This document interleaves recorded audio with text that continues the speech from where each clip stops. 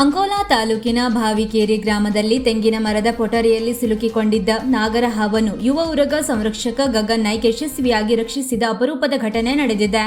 ಗ್ರಾಮದ ವಿನಾಯಕ್ ನಾಯ್ಕ್ ಅವರ ಮನೆಯ ತೋಟದಲ್ಲಿರುವ ತೆಂಗಿನ ಮರದ ಇಕ್ಕಟ್ಟಾದ ಪೊಟರಿಯೊಳಗೆ ನಾಗರ ಹಾವು ಸಿಲುಕಿಕೊಂಡಿದ್ದು, ಈ ಕುರಿತು ಮಾಹಿತಿ ಪಡೆದ ಉರಗ ಸಂರಕ್ಷಕ ಗಗನ್ ನಾಯ್ಕ್ ಸ್ಥಳಕ್ಕೆ ಆಗಮಿಸಿ ಕಾರ್ಯಾಚರಣೆಯನ್ನು ಕೈಗೊಂಡರು.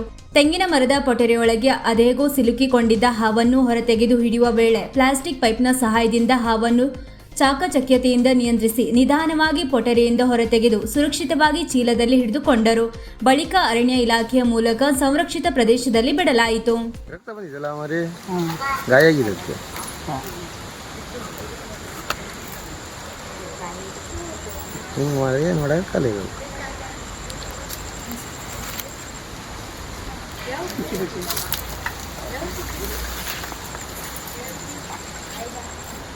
ಇದಕ್ಕೆ ನಾವು ನೀವು ಹಿಡಿದಿದ್ದು 200 ಮೇಲೆ ಆಯ್ತಲ್ಲ ನಿಂದ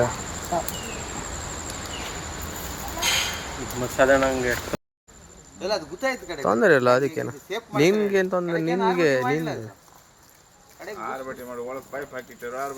ಇಲ್ವಾ?